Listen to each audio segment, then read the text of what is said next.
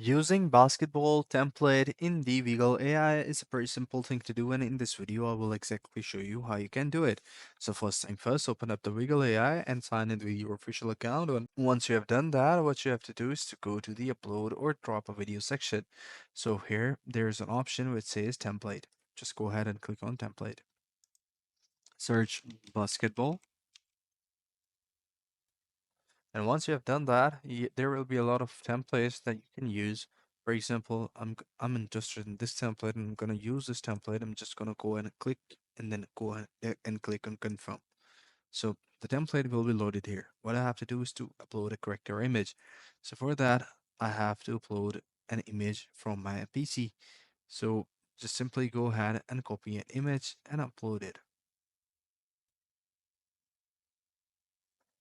So once you've done that, go ahead and click on create button.